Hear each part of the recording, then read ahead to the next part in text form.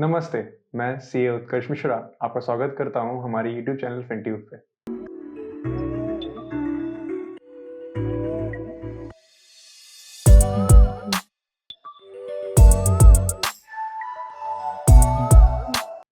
हमारी GST series को continue करते हुए आज हम आपको ले चलते हैं हमारे पार्ट 4 पे, जहां हम आपको बताएंगे हमारे जीएसटी रिटर्न्स के बारे में। कितने तरह के रिटर्न्स होते हैं, उनकी फाइलिंग फ्रीक्वेंसी क्या है और हमारी स्कीम्स जो आप फाइलिंग के लिए यूज कर सकते हैं, जैसे नॉर्मल हो गई या क्यूआरएमपी स्कीम, जिसके बारे में हम आपको आगे बताएंगे। तो जीएसटी रिटर्न्स हमारे मेनली डिपेंड करते हैं हमारे रजिस्ट्रेशन के ऊपर। आपका रजिस्ट्रेशन टाइप क्या है? जैसे हमने आपको अपनी पिछली वीडियोस में बताया है कि जीएसटी में अलग-अलग तरह के रजिस्ट्रेशन दे रखे हैं और उन रजिस्ट्रेशन पे डिपेंड करता है कि आप कौन सा रिटर्न यूज करेंगे। अगर आपने हमारी जीएसटी रजिस्ट्रेशन की वीडियो नहीं देखी है, तो आप दिए गए लिंक पर आई बटन पर क्लिक करके आप उस वीडियो को देख सकते हैं। जैसा हमने बताया, हमारे रिटर्न्स जो हैं वो रजिस्ट्रेशन के ऊपर डिपेंड करते हैं। अगर आपने नॉर्मल रजिस्ट्रेशन ले रखा है तो आपके रिटर्न्स अलग होंगे। अगर आपने स्पेशल कैटेगरी के रजिस्ट्रेशन ले रखे हैं, जैसे TDS, TCS, casual taxable person या नॉन रेजिडेंट टैक्सेबल पर्सन, तो आपके रिटर्न्स अलग होंगे। इन अलग-अलग रिटर्न्स को हम एक-एक करके जानेंगे और हम आपको टाइम स्टैम्प देंगे, जिससे आप अपने वैलिड रिटर्न्स पे जा करके जंप करके ये देख सकते हैं कि आपके लिए कौन सा रिटर्न सही है और कौन सा रिटर्न आपको चूज करना है। तो चलिए अपने वीडियो को स्टार्ट करते हैं और सारी जानकारी के लिए आप हमारे साथ वीडियो में बने रहें। चलते हैं टाइप्स ऑफ रिटर्न्स पे। इसमें हम जाएंगे पहले स्पेशल रिटर्न्स पे, उसके बाद हमारे नॉर्मल रिटर्न्स जो सस्पेंड हो चुके हैं, और हमारा लास्ट में आते हैं नॉर्मल रिटर्न्स जो आपके लिए एप्लीकेबल होंगे, जो जीएसटी में अभी कंटिन्यू कर रहे हैं। पहले हम चलते हैं हमारे स्पेशल रिटर्न्स में, जैसे जीएसटीआर 4। अब जीएसटीआर 4 एक ऐसा रिटर्न है जो हमारे कंपोजिशन डीलर्स के लिए है, जिन्होंने कंपोजिशन टैक्सेबल पर्सन्स के लिए है, जिन्होंने कंपोजिशन स्कीम अप्लाई कर रखी है, जिनका टर्नओवर ऑब्वियसली बात है जो हम आपको बता चुके हैं पहले भी, 1.5 करोड़ से कम है। तो ये रिटर्न उनको एनुअली फाइल करना पड़ता है, और इसकी डेट जो फाइलिंग की ड्यू डेट होती है वो 30 अप्रैल तक फाइल हो जाती है आपके रेलिवेंट फाइनेंशियल ईयर के लिए। मतलब अगर आप मान लीजिए फाइनेंशियल ईयर 1920 है, तो आपको 31 मार्च के बाद 2020 आपको 30 अप्रैल बाय 2020 फाइल कर देना होगा अपना रिटर्न। पहले हम आपको बता दें कि यही रिटर्न हमारा GSTR 9A के नाम से होता था, जिसको रिप्लेस करके GSTR 4 लाया गया है। नेक्स्ट रिटर्न हमारा आता है GSTR 5। अब ये रिटर्न जैसे स्पेशल कैटेगरी के हैं, तो ये return non resident foreign tax payer file करते हैं, जो हैं तो फॉरेन के पर इंडिया में बिजनेस कर रहे हैं। इसमें वो अपनी आउटवर्ड सप्लाईज जैसे कि सेल्स हो गए उनको दिखाते हैं, इनवर्ड सप्लाईज को दिखाते हैं, और ये हमारा फाइल हो जाता है हर मंथ की 20th तक। मतलब अगर वो किसी भी मंथ बिजनेस कर रहे हैं, तो उसके नेक्स्ट के 20th मंथ में 20th of the month file कर देंगे रिटर्न को। फिर हमारा रिटर्न आता है GSTR 5A। अब ये एक स्पेशल रिटर्न है उनके लिए जो ऑनलाइन इंफॉर्मेशन डेटाबेस मेंटेन करते हैं। ये एक OIDR के नाम से प्रोवाइडर्स होते हैं। जैसे आप नेटफ्लिक्स को देखें, आप किसी भी जो प्लेटफॉर्म को देखें जहाँ पर आपको कंटेंट मिलता है, वीडियोस मिलते हैं और पॉडकास्ट मिलते हैं, तो वो क्या करते हैं, वो अपना एक डेटाबेस मेंटेन करते हैं ऑनलाइन प्लेटफॉर्म पे, और वहाँ से आपको डेटाबेस प्रोवाइड करवाते हैं।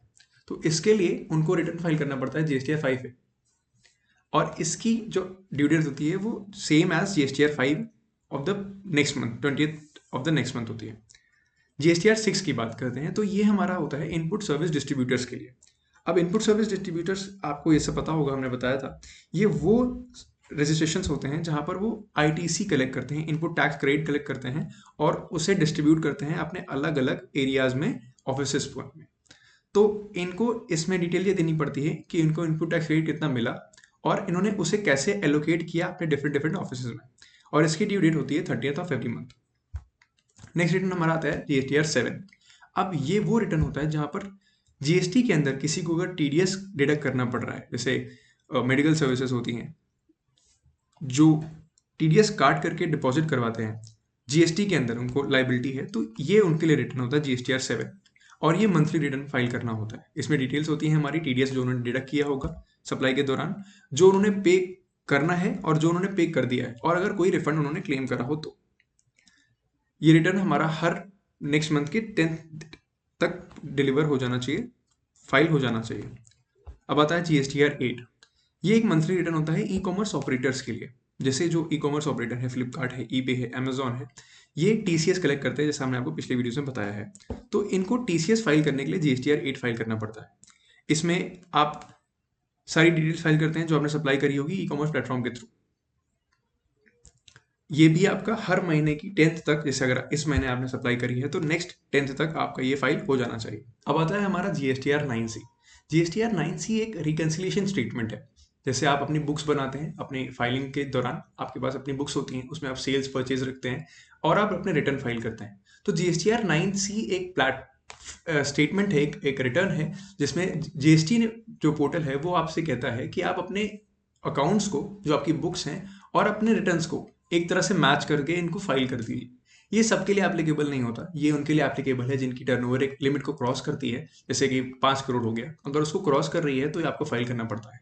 और ये एक तरह से अब सेल्फ अटेस्टेड है कि आप खुद से कर दे। पहले इसका एक ऑडिट होता था सेपरेट सीएस के दौरान, पर अब इसे एक सेल्फ स्टेटमेंट डाल दिया गया, सेल्फ रिकन्सिलिएशन स्टेटमेंट, कि आप अपने बुक्स को कंपेयर कर लें और अपने बुक्स और रिटर्न्स को मैच कर लें और अपना GSTR 9C भर दें। जैसे क्या होता है, कई बार आपने कोई सेल करी, इस मंथ करी पर वो छूट गई, आपने उसको जाना कि हाँ वो नेक्स्ट फाइनेंशियल ईयर में दिखानी पड़ी आपको, तो आपको यही रिकन्सिलिएशन दिखाना पड़ता है कि वो सेल इस फाइनेंशियल ईयर की थी पर आपने फाइल करी है अगले फाइनेंशियल ईयर में, और इसकी ड्यू डेट आपकी 31 दिसंबर होती है द फॉलोइंग ईयर। मतलब अगर आप इस ईयर में है 2024 में, तो आपका जब ईयर खत्म होगा 31 मार्च को, तो आप नेक्स्ट दिसंबर 2024 में उसको फाइल करेंगे।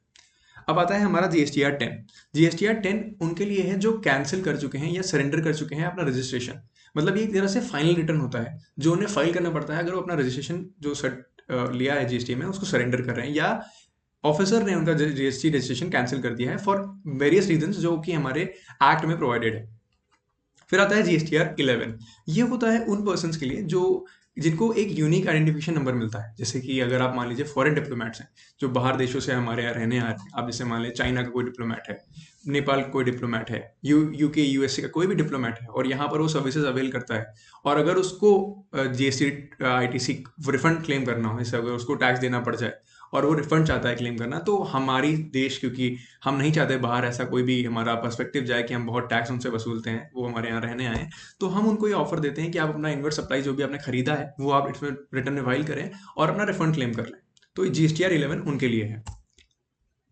अब चलते हैं हमारे नेक्स्ट रिटर्न्स पे, जो है नॉर्मल रिटर्न्स, पर अभी वो सस्पेंडेड है। क्यों? क्योंकि जीएसटी प्लेटफॉर्म पे उस पर अभी इनेबल नहीं किया गया है। जैसे अगर हम देखें GSTR 2, तो GSTR 2 हमारा जो इनवर्ट सप्लाईज होती हैं, जितनी भी आपकी परचेजेस होंगी आप उसे इस पर शो करते हैं, और उसके लिए ये रिटर्न बनाया गया है। पर ये रिटर्न अभी तक हमारा एप्लीकेबल नहीं है, सस्पेंड करके रखा हुआ है, और ये सारे ही नॉर्मल टैक्स पेयर्स फाइल करते हैं। इसमें होता क्या है कि आपकी जो भी इनवर्ट सप्लाईज हैं, परचेजेस हैं, आपने जो एक्सपेंस किए होंगे उस पर आपने टैक्स भरा होगा, वो आपके GSTR 2A, जिसके बारे में हम आगे बात करेंगे, उससे यहाँ पर शो करते हैं। और इसमें क्या होता है, GSTR 2 आपका एडिट हो सकता है, तो आप इसमें कोई भी चेंजेस कर सकते हैं और उसको फाइल कर सकते हैं। हालांकि ये अभी तक सस्पेंडेड है तो उस पर हम आगे बात नहीं करेंगे। ऐसे ही हमारा GSTR 3 है। GSTR 3 एक मंथली रिटर्न है, समरी रिटर्न, जिसमें आप सारी डिटेल्स फर्निश करते हैं जो अब तक आपने फाइल करी होंगी। जैसे आउटवर्ड सप्लाईज हैं आपकी, इनवर्ट सप्लाईज हैं, जो भी आपने इनपुट टैक्स लिया है वो क्लेम करा है, लाइबिलिटी पे करी है, ये सबका एक समरी बनता है और उसको आप फाइल करते हैं। ये भी ऑटो जनरेट होती है GSTR 1 से, GSTR 2 से, और इसको आप फाइल करते हैं। हालांकि ये भी हमारा अभी तक सस्पेंड कर रखा हुआ है। फिर आता है हमारा GSTR 9 है। अब ये GSTR 9 क्या है, ये जो हमारे कंपोजिशन टैक्सेबल पर्सन हैं उनको फाइल करना होता था। अब इसकी जगह, जैसे हमने आपको बताया, GSTR 4 आ गया है जो एनुअली फाइल होता है। अब चलते हैं हमारे सबसे मेन और इम्पॉर्टेंट रिटर्न्स पे, जो है हमारे नॉर्मल रिटर्न्स। इनकी बात करते हैं। इनको समझना और इनको जानना आपके लिए बहुत ज़रूरी है। जैसे हमारा सबसे पहला रिटर्न आता है GSTR 1, आपने सुना होगा इसका नाम बहुत बार। GSTR 1 वो रिटर्न है जिसको हम फाइल करते हैं हमारी outward supplies of goods and services को शो करने के लिए। जैसे आप कुछ भी सेल करते हैं, आप कोई भी सर्विस दे रहे हैं, तो वो आपका GSTR 1 में शो करा जाता है। इसमें इन्वॉइसेस होती हैं, जो भी आपने बिल बनाए होंगे, डेबिट नोट्स होते हैं अगर आप फर्दर कोई एडिशन देते हैं, मतलब अगर मान लीजिए आपने एक बार गुड भेज दिए और फिर से उसने आपसे कुछ गुड्स ले लिए और आपने उसमें बिल ना दे करके डेबिट नोट इशू कर दिया, तो ये भी यहाँ पर शो होता है। ये नॉर्मल टैक्स पेयर्स फाइल करते हैं, कैजुअल टैक्सेबल पर्सन भी इसको फाइल करते हैं। और जितनी भी कोई भी, जैसे हमने आपको बताया, कोई भी चेंज होता है प्रीवियस डेटा में, जैसे प्रीवियस मंथ्स के, तो आपको अगले रिटर्न में शो करना पड़ेगा उसको एज अ अमेंडमेंट। इसकी फाइलिंग फ्रीक्वेंसी, मतलब एक आपका फाइल होता है, तो अगर आप एक QRMP स्कीम, जैसे क्वार्टरली रिटर्न्स और मंथली पेमेंट स्कीम नहीं ले रखी है, जिसके बारे में हम बात करेंगे, अगर आपने वो नहीं ले रखी है और आपका टर्नओवर 5 करोड़ से ऊपर है, तो आपको इसको हर महीने की 11th तक, जैसे अगर इस महीने का डेटा है, रिटर्न फाइल होना है, तो आपको नेक्स्ट मंथ की 11th तक आपको इसे फाइल कर देना है। फिर दूसरी बात आती है, अगर आप QRMP स्कीम में हैं तो आपको ये क्वार्टरली फाइल करना होता है, वो भी 30th तक, नेक्स्ट मंथ की 30th। नेक्स्ट क्वार्टर जैसे आपका क्वार्टर है अप्रैल मई जून और वो एंड होता है, तो आपको जुलाई के 30th तक उसको फाइल करना है। फिर हमारा आता है GSTR 2A। अब GSTR 2A एक बहुत ही स्पेशल तरह का रिटर्न है, मतलब ये आपका ऑटो पॉपुलेट होता है। GSTR 2A एक व्यू ओनली डायनेमिक रिटर्न है, मतलब आप इसमें केवल इसको देख सकते हैं, व्यू कर सकते हैं, पर कोई भी चेंजेस इसमें नहीं कर सकते। और ये डायनेमिक है, मतलब कैसे डायनेमिक का मतलब क्या है कि ये कभी भी कांस्टेंट नहीं रहेगा। कुछ चीज़ें आपकी एडिशंस होती रहेंगी, इसमें चेंजेस होते रहेंगे आपके आईटीसी में। ये आपकी इनवर्ट सप्लाईज के लिए होता है, जैसे आपने जो भी परचेज करी होंगी तो वो आपको इसमें शो होती है, कितना आईटीसी आपको मिल सकता है, कितना आईटीसी आपके पास अवेलेबल है, वो शो होता है। और ये डेटा हमने जैसे बताया आपको ऑटो पॉपुलेट होता है। कैसे होता है ऑटो पॉपुलेट? जैसे मान लीजिए आपका सप्लायर है जो आपको गुड्स बेचता है, तो आपने उससे गुड्स खरीदे, उस पर आपने टैक्स दिया, तो उसका आपको इनपुट टैक्स क्रेडिट मिलेगा। पर वो आपके रिटर्न में कहाँ शो होगा? तो जब आप GSTR 2A में जाएंगे तो जो सप्लायर है आपका उसने GSTR 1 फाइल किया होगा, जो आपका 2A है वो उसके GSTR 1 से डेटा उठा लेगा, क्योंकि उसने आपका GST नंबर अपने रिटर्न में शो किया होगा। वहां से जब आपका डेटा यहाँ पर रिफ्लेक्ट होगा तो आपको दिखाई देगा कि आपने इतने गुड्स उससे परचेज किए हैं इतने अमाउंट के, और उस पर आपको इतना आईटीसी मिल रहा है। ऐसे ये वर्क करता है। ये यूजुअली लोग इसलिए रेफर करते हैं ताकि वो अपना आईटीसी प्रॉपरली मैच कर सके और इसे क्लेम कर सके, ताकि आगे चल के कोई भी नोटिस या ग्रीवेंसेस ना रेज करने पड़े। अगर कोई इनवॉइस आपकी मिसिंग है, मतलब आपके पास इनवॉइस है, आपने गुड्स खरीदे हैं पर आपके 2A में नहीं शो कर रहा, तो उसे आप अपने सप्लायर को कन्वे कर सकते हैं। अब क्या हुआ है कि GSTR 2B के आने के बाद इसका यूजेज जो है वो थोड़ा सा कम हो गया है, मतलब इसे लोग अभी भी रेफर करते हैं, पर GSTR 2B जिसके बारे में हम आपको बताने वाले हैं वो ज़्यादा यूज होता है। अब GSTR 2B की बात करें तो ये एक व्यू ओनली स्टैटिक रिटर्न है, मतलब क्या कि इसमें एक बार जो डेटा आ गया वो फीड रुक जाता है, उसके बाद उसमें चेंजेस नहीं हो सकते। जैसे मान लीजिए अगर आपका सप्लायर है, उसने कोई इनवॉइस नहीं अपलोड करी है, तो आपके 2A में अगर वो बाद में अपलोड करता है तो वो शो होगा, पर 2B में वो अपलोड करने के बाद भी नहीं शो होगा, क्योंकि वो एक बार फ्रीज हो जाता है, उसमें चेंजेस नहीं आते। इसको लाया गया था ताकि कुछ इश्यूज थे GSTR 2 में, तो उसको निगेट कर सकें, उसको हटा सकें, इसके लिए इसको इंट्रोड्यूस करा था। आपकी जितनी भी आईटीसी होगी, जितने भी आपने इनपुट टैक्स क्रेडिट ले रखा होगा, वो आपको इस पर रिफ्लेक्ट हो जाएगा। आप अगर क्वार्टरली करते हैं तो हर मंथ का आपको रिफ्लेक्ट होगा, और क्वार्टर का एक साथ बाद में आपको क्वार्टर के एंड में रिफ्लेक्ट हो जाएगा। इससे आप अपने इनवॉइस को रिपोर्ट कर सकते हैं अगर कोई भी इनवॉइस नहीं मिली है। अगर आपका आईटीसी रिवर्स होने लायक है, आप इनएलिजिबल आईटीसी है, तो आप उसको आप रिवर्स कर सकते हैं। कोई आपका आरसीएम पे आईटीसी है तो आपको उस पर रिफ्लेक्ट होगा। अब बात करते हैं हम GSTR 3B। GSTR 3B हमारा एक सेल्फ डिक्लेरेशन, मतलब आप खुद से इसमें बताते हैं कि हमारा इतना इतना आउटपुट सप्लाई हुआ था पूरे मंथ में या पूरे क्वार्टर में, आपने इतना इतना आईटीसी क्लेम किया है, और आपकी इतनी इतनी लाइबिलिटी बन रही है जिसको आपको पे करना है। नॉर्मल टैक्सेबल पर्सन इसे फाइल करते हैं।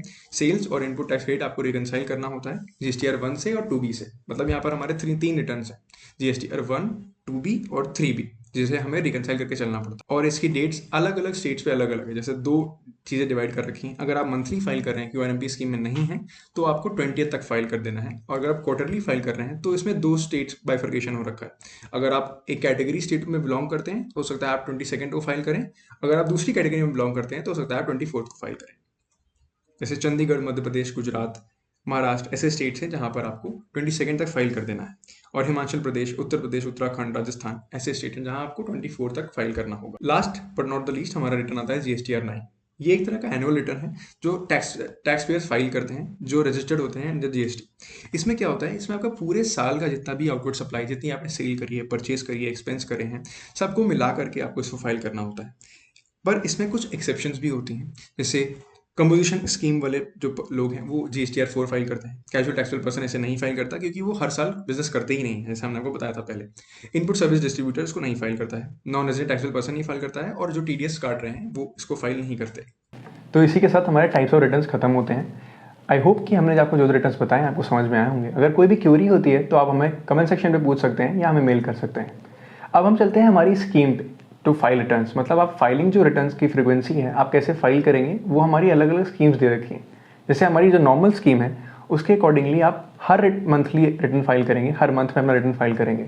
It is a normal filing scheme जो आप अपना रिटर्न हर मंथ फाइल करते हैं, अपना टैक्स हर मंथ पे करते हैं GSTR 1 एंड 3B के अकॉर्डिंग। एक हमारी नई स्कीम आई है QRMP स्कीम, जिसे हम कहते हैं quarterly return and monthly payment scheme. इसमें क्या होता है, जो स्मॉल टैक्स पेयर हैं, जो हमारे स्मॉल टैक्स पेयर पर्सनस हैं, उनके लिए ये स्कीम GST डिपार्टमेंट ने लाई थी, जिसमें क्या था कि आप अपना चाहें तो अपना रिटर्न्स को क्वार्टरली फाइल कर सकते हैं। आप अपने रिटर्न्स क्वार्टरली फाइल करें और अपना जो GST लाइबिलिटी बन रही है उसे आप क्वार्टरली पे करें, या फिर आप चाहें तो अपना रिटर्न क्वार्टरली फाइल करते करते आप जो लाइबिलिटी बन रही है उसको आप चालान के थ्रू मंथली पेमेंट कर सकते हैं। इसमें एक फैसिलिटी हमें और मिलती है जिसे हम बोलते हैं इनवॉइस फर्निशिंग फैसिलिटी। इसमें एक खास बात क्या है हम आपको बता दें। इनवॉइस फर्निशिंग फैसिलिटी आपको क्यों दे रखी है, इससे क्या होता है, जब आप अपना रिटर्न क्वार्टरली फाइल करते हैं और किसी ने आपसे B2B सप्लाई ली है, मतलब आपके रेसिपिएंट ने आपसे B2B सप्लाई ली है और आप क्वार्टरली रिटर्न फाइल कर रहे हैं, पर वो मंथली कर रहा है, तो जितने भी आप रिटर्न्स एक साथ फाइल करने वाले हैं तो उसको जो ITC दिखना होगा, ऐसा अगर आप मान लीजिए अप्रैल मई जून मंथ, आप इसका रिटर्न फाइल करेंगे जुलाई में एक क्वार्टर का, लेकिन वो हर महीने अपना रिटर्न फाइल कर रहा है। GSTR 1 अप्रैल में फाइल करता है, जून में फाइल करता है, मई में फाइल करता है, तो उसके GSTR 2A या 2B में ITC रिफ्लेक्ट तब तक नहीं होने वाला जब तक आपने 1 में उसको फाइल नहीं करते। और आप कब फाइल करेंगे, क्वार्टर के एंड में। तो इससे क्या होगा, उसे थोड़ी सी परेशानी होगी क्योंकि उसके 2B या 2A में वो रिफ्लेक्ट नहीं होगा। तो इसी चीज़ को सॉर्ट आउट करने के लिए GST डिपार्टमेंट ने एक फैसिलिटी प्रोवाइड करी जिसे बोलते हैं इनवॉइस फर्निशिंग फैसिलिटी। इसमें क्या होगा, आप रिटर्न तो क्वार्टरली फाइल करिए, पर जो आपकी इनवॉइस है B2B उसे आप चाहें तो IFF में शो कर सकते हैं। जैसे आपका अप्रैल मंथ है तो आप अप्रैल मंथ की इनवॉइस को नेक्स्ट मंथ के 13 तक फाइल कर सकते हैं, जिससे क्या होगा, अगर आपने उसको फाइल कर दिया तो जो आपका रेसिपिएंट है उसको 2B में उसका ITC रिफ्लेक्ट होने लगेगा और वो अपना ITC क्लेम कर सकता है, पर आप अपना GSTR रिटर्न्स क्वार्टरली फाइल कर सकते हैं। ये एक फैसिलिटी जो अच्छी फैसिलिटी है स्मॉल टैक्स पेयर के अकॉर्डिंग, वो इसमें आपको प्रोवाइड कराई जाती है। इसी के साथ हमारा वीडियो यहाँ पे समाप्त होता है। आई होप आपको ये चीज़ें समझ में आई होंगी। अगर कोई भी क्यूरी होती है तो आप हमसे पूछ सकते हैं हमारे कमेंट सेक्शन पे पिन करके, या आप हमें ईमेल कर सकते हैं। ऐसी जानकारियों के लिए हमारे साथ बने रहें, हमारे वीडियो को ज़्यादा से ज़्यादा शेयर करें, लाइक करें और हमारे चैनल को सब्सक्राइब करें। Thank you so much.